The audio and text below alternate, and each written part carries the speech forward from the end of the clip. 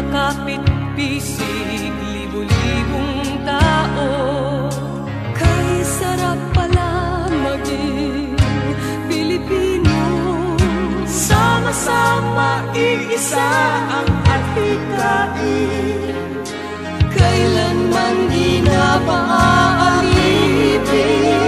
Ang iyong Pilipino sa mundo, mapayapa